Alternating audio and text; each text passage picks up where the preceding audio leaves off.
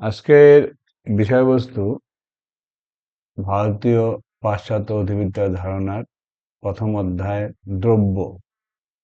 এই দ্রব্যের এই প্রথমে দ্রব্য কাকে বলে এই বিষয় নিয়ে আলোচনা করা হয়েছে, ডেকার্টে আলোচনা হয়েছে, স্পিনোজাও হয়ে গেছে।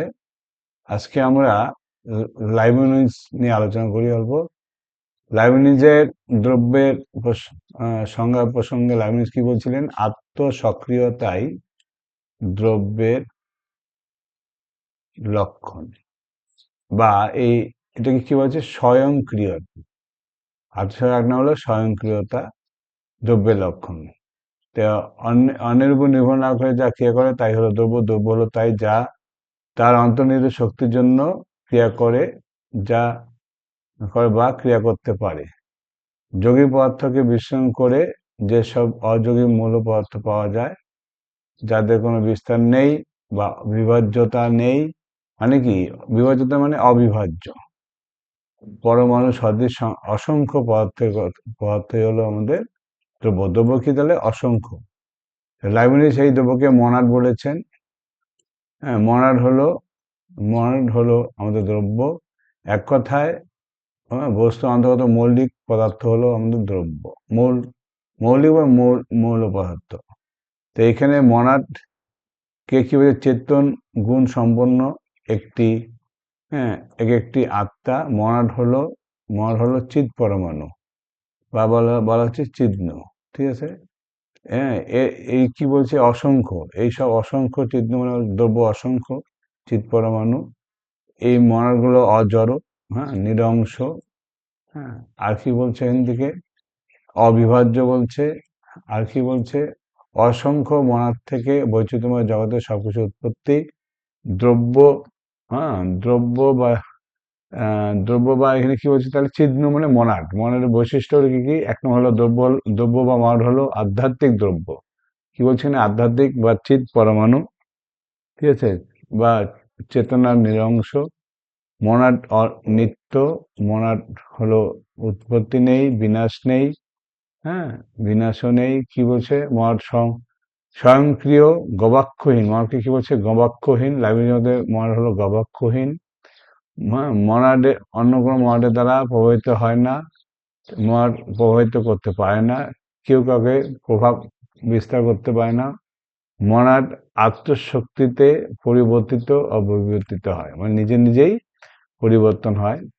মনাড হলো সরল, অবিভাজ্য, আমার জায়গায় ভাগ করা যায় না। মনাডগুলি অনন্ত শক্তি সম্পন্ন। শক্তির প্রকার চিহ্ন ক্ষেত্রে সমান নয়। হ্যাঁ, চিহ্ন সক্রিয় যত বেশি হয়, চেতনা তত স্পষ্ট হয়।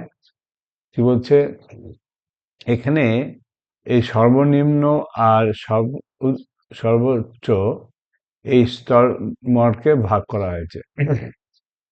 সর্বনিম্ন থেকে সর্বোচ্চ কি কি? প্রথমে কি আছে? সুপ্ত চিহ্ন বা মনাড, ছিল উদ্ভিদকে কি বলা হচ্ছে? কি দ্রব্য বলছে? সুপ্ত। আত্মা চিহ্নকে ইতর প্রাণী। হ্যাঁ, ইতর প্রাণী মানে পিঁপড়া টিপড়াকে বোঝাচ্ছে। হ্যাঁ, আত্মসচেতন চিহ্ন হলো মানুষের আত্মসচেতন মানুষ। হ্যাঁ, মানুষকে বোঝাচ্ছে মনাড। আর সর্বশ্রেষ্ঠ মনাড কাকে বলছে? ঈশ্বরকে বলছে সর্বশ্রেষ্ঠ। লাইব্রেরির মধ্যে জীবদের বিভিন্ন অঙ্গ যেমন দেহের সেবায় নিযুক্ত থাকে, একযোগে ক্রিয়া করে। জগতে অন্তত অসংখ্য মনাড, কি বলছে? মন কি? অসংখ্য।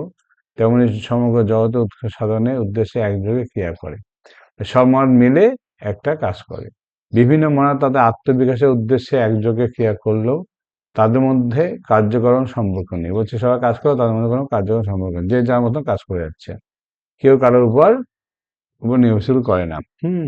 তাদের প্রত্যেকে কেবল অন্যের সঙ্গে তাল মিলিয়ে একযোগে পরিবর্তন হয়। এই প্রকার সহ পরিবর্তনের জন্যই জগতে ঐক্যতা রক্ষিত হয়। জগৎ এক সুশৃঙ্খল সুসংহত জগতে সম্ভব সকল জগতের মধ্যে সর্বোত্তম জগতে মনোনীত হতে পারে। এই মনাডের বিভিন্ন মনাডের এই প্রকার সহ পরিবর্তনের মূলে হলো তাদের উৎপত্তি লগ্নে ঈশ্বর চিহ্নর গঠন কৌশল। সৃষ্টি লগ্নে ঈশ্বর চিহ্ন বিভিন্ন মনাডকে এমনভাবে গঠন ও নিয়মিত করেছেন তাদের মধ্যে এমনভাবে সমাজ বিধান করেছে করেছে যে তাদের কোনো একটি পতিত হলে অন্যগুলিও পরিবর্তন ঘটে, অর্থাৎ তারা সহপরিবর্তিত হয়। মনাদগুলো কি হয়? মানে একসঙ্গে একটা হলে একটা হয়। ঈশ্বর দ্বারা মনাদ বিভিন্ন পূর্ব স্থাপিত কি বলছে পূর্ব স্থাপিত সামঞ্জস্য বিধান এইটা পরীক্ষা থাকে, এই কথাটা কে বলছিল? লাইবনিজ। জন্যই মনার কি হয়? গবাক্ষহীন হওয়া সত্ত্বেও তারা সহপরিবর্তন হয়, তারই ফলে জগতে নিয়ম শৃঙ্খলা প্রতিষ্ঠিত হয়। ঠিক আছে, তাই আজকে এই লাইবনিজ নিয়ে আলোচনা করলাম, সামনে দিয়ে আবার লক নিয়ে আলোচনা করব। হ্যাঁ, তাই এগুলো আমরা সামনে দিয়ে, এটা বুদ্ধিবাদী হলো দেকার্ত, স্পিনোজা, লাইবনিজ, এটা কি হলো? বুদ্ধিবাদী। ঠিক আছে, তো এরপরের দিন আমরা কি হলো? লক, বাকলে এবং হিউম নিয়ে আলোচনা করবো। আজকে এইটুকুই থাকলো।